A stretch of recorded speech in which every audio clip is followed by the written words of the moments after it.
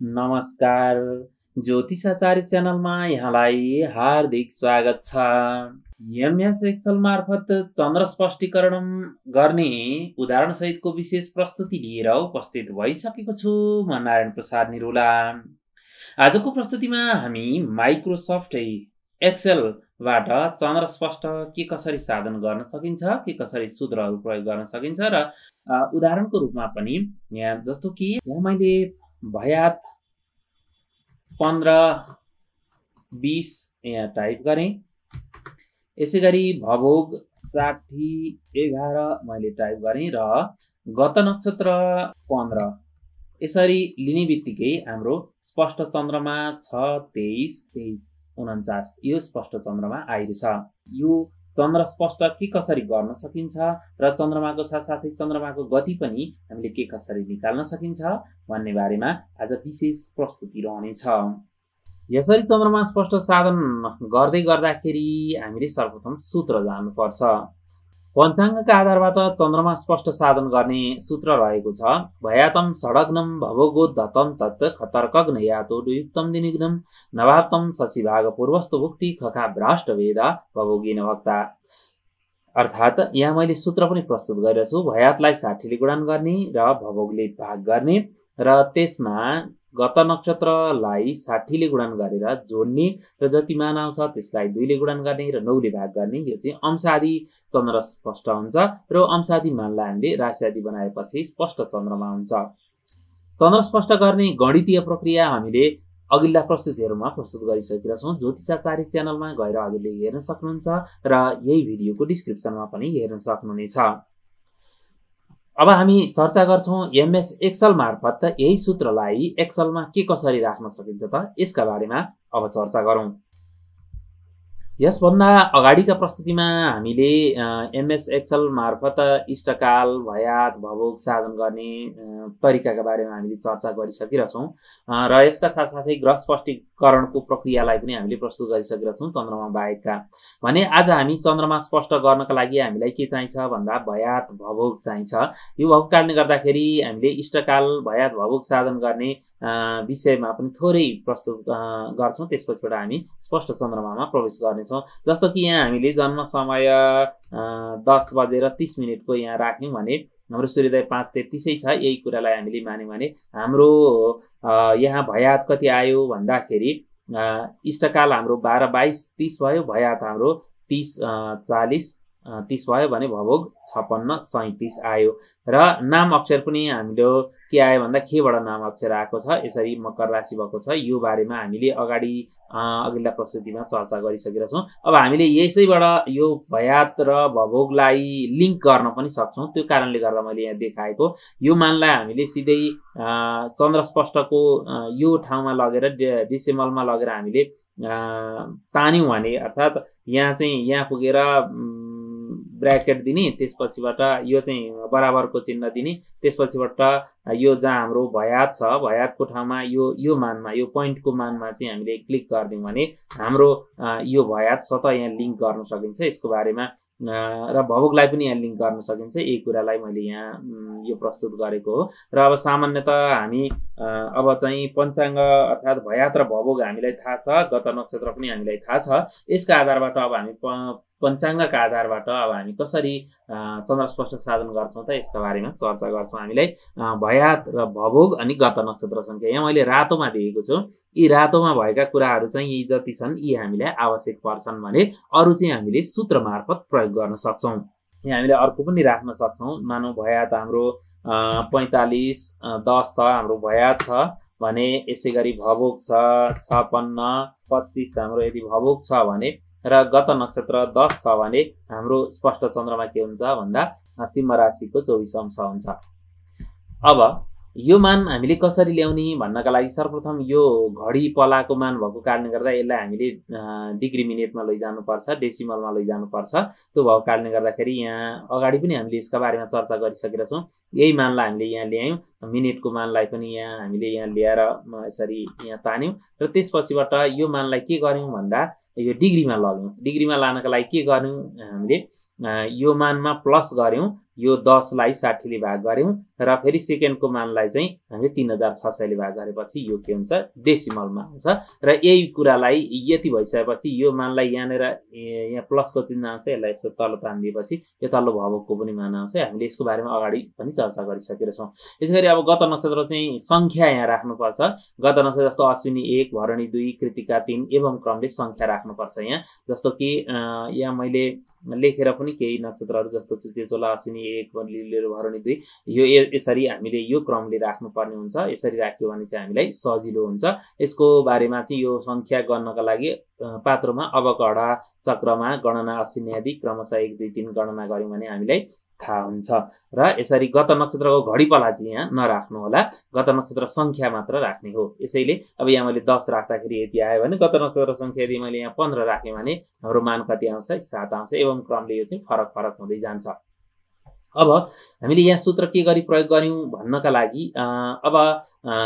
हामीले सूत्र अगाडि हामीले प्रस्तुत गरेका छौं हामी एकचोटी सूत्र हेर्छौं र यही सूत्रलाई प्रयोग गर्छौं सूत्र रहेछ पला यो चाहिँ भयातलाई 60 ले गुणन गर्ने र भवगले भाग गर्ने अनि गत नक्षत्र गुणा 60 अनि त्यसपछिबाट यो सबै मानलाई 2 ले गुणन गर्छौं र 9 ले भाग गर्छौं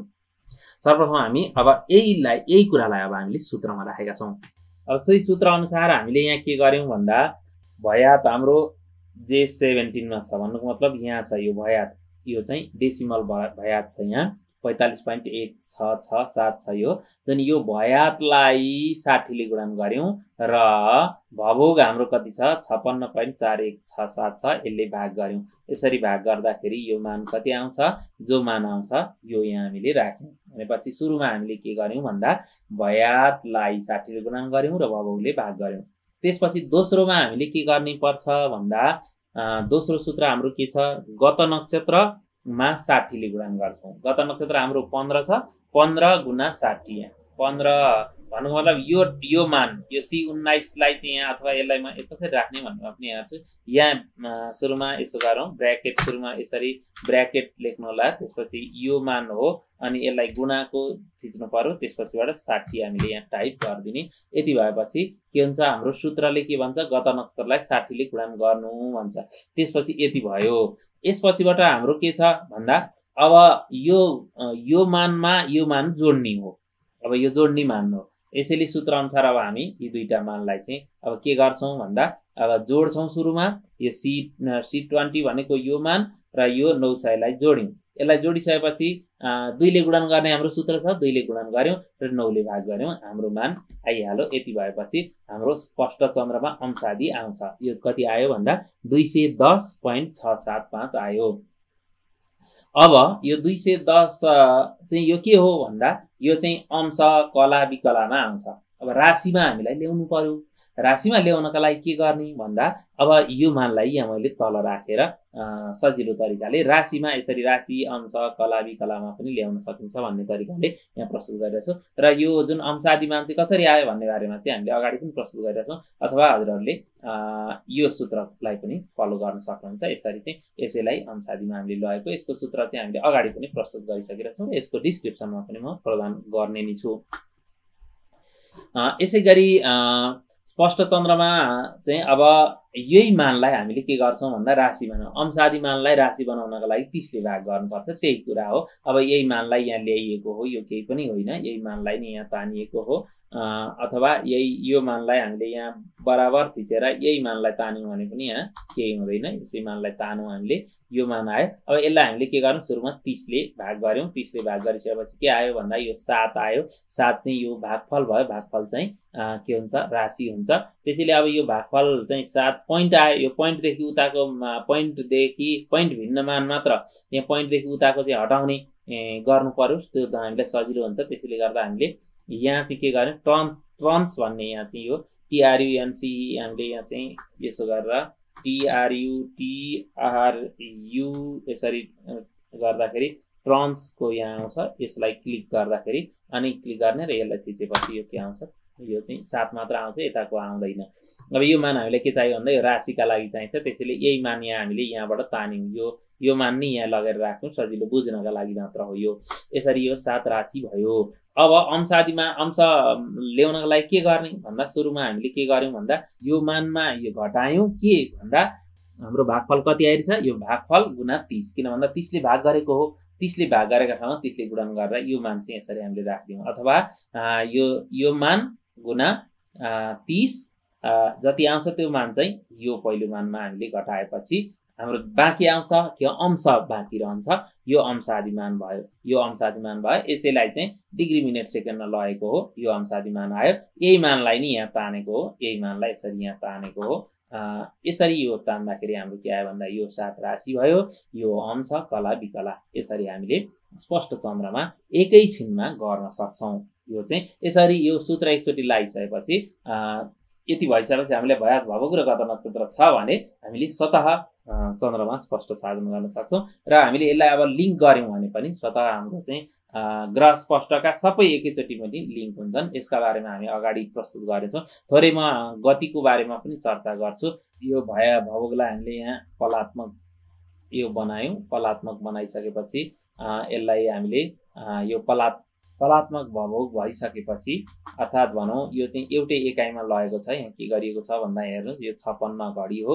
यो पला हो अब यसलाई के गर्यौं घडीलाई 60 ले गुणन गरेपछि पला हुन्छ अनि यो पला 25 जोडेपछि यो पलात्मक मान हुन्छ यो पलात्मक मानलाई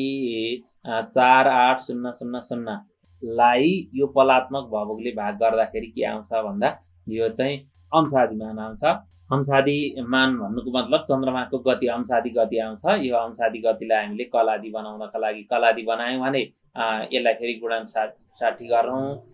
यो 60 गर्दाखेरि गुणन 60 गर्दाखेरि यो कलादि मान आउँछ यो